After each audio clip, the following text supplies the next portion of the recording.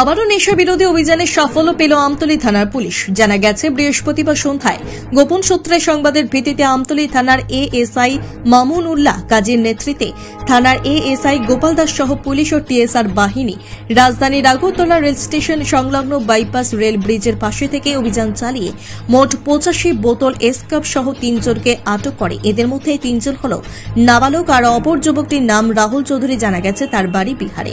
আমতলী থানার পুলিশ এই ব্যাপারে একটি এনডিপিএস মামলা হাতে নিয়ে ধৃতদের জিজ্ঞাসাবাদ চালাচ্ছে। এই ব্যাপারে বৃহস্পতিবার রাতে আমতলী থানার ওসি হিমাদ্রি সরকার সাংবাদিকদের সামনে বিস্তারিত তথ্য তুলে ধরেন এবং কি জানিয়েছেন, শুক্রবার ধৃত নেশা কারবারিদের আদালতে প্রেরণ করা হবে। আমাদের থানার অফিসার এসআই মামুনুল্লাহ কাজী, এএসআই গোপাল দাস তাদের টিম নিয়ে ভেহিকেল চেকিং এবং নাকা চেকিং এ বেরিয়েছিল।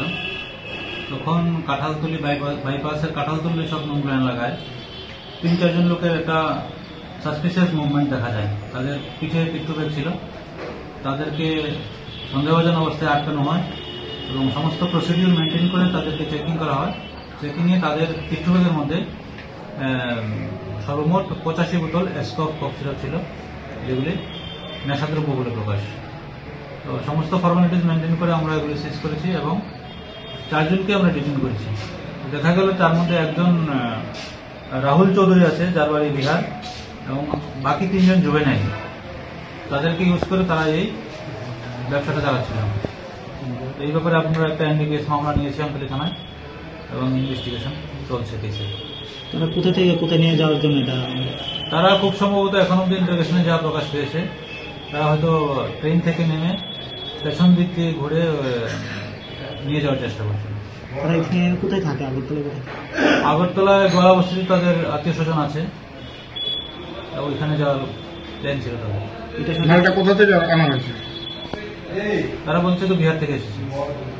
তাদের সাথে কি আর কেউ জড়িত আছে বলে মনে করেন? এগুলি আমরা ইনভেস্টিগেশনে বের করবো, কারা কারা জড়িত আছে। তাদের মোবাইল সিরিয়াল অ্যানালাইসিস করা হবে এবং সমস্ত প্রসিডিউর মেনটেন করে আমরা পুরো রেকর্ডটাই বের করার চেষ্টা করব। রিমান্ডের কি আবেদন করা হবে? পুলিশ রিমান্ডের আবেদন করা হবে। স্যার, জুভেনাইল পাওয়া গেল 3 জন। নেশা জাতীয় দ্রব্যের সঙ্গে উদ্বেগের একটা বিষয়, বাচ্চারা এখন নেশার সামগ্রীর সঙ্গে জড়িয়ে যাচ্ছে। এই বিষয়টা আপনারা কিভাবে দেখছেন? এটাই আমরাও চিন্তিত এটা নিয়ে। তো আমরা এটা খুব কঠোরভাবে আমরা দেখছি, কোথা থেকে তারা আসছে, কে তাদেরকে ইউজ করছে, কোথায় নিয়ে যাবে, পুরো রেকর্ডটাই আমরা বের করার চেষ্টা করছি। কম্পিউটার শেখানো নিয়ে ভাবছেন?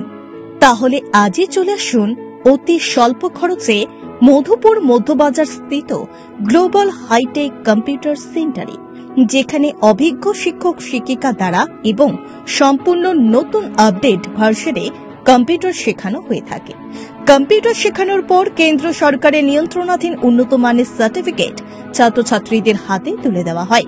ছাত্রছাত্রীদের ভর্তির ক্ষেত্রে রেজিস্ট্রেশন ফি সম্পূর্ণ বিনামূল্যে, পাশাপাশি রয়েছে আকর্ষণীয় ডিসকাউন্টও। এছাড়া ছাত্রছাত্রীদের সুবিধার্থে ইন্টারনেট চালানোর জন্য ওয়াইফাই সম্পূর্ণ বিনামূল্যে, পাশাপাশি বছরের শেষে ছাত্রছাত্রীদের শিক্ষামূলক ভ্রমণ অর্থাৎ পিকনিকের সুব্যবস্থাও রয়েছে। তাছাড়া রয়েছে সেন্টারের বর্ষপূর্তি উপলক্ষে ছাত্রছাত্রীদেরকে নিয়ে বিভিন্ন বিনোদনমূলক অনুষ্ঠান, পাশাপাশি রয়েছে আরও বিভিন্ন সুযোগ সুবিধা। তাই আর দেরি না করে আজই চলে আসুন মধুপুর মধ্যবাজার স্থিত নিউজ ত্রিপুরা 24 অফিসের পাশে গ্লোবাল হাইটেক কম্পিউটার সেন্টারে। তবে অফার সীমিত।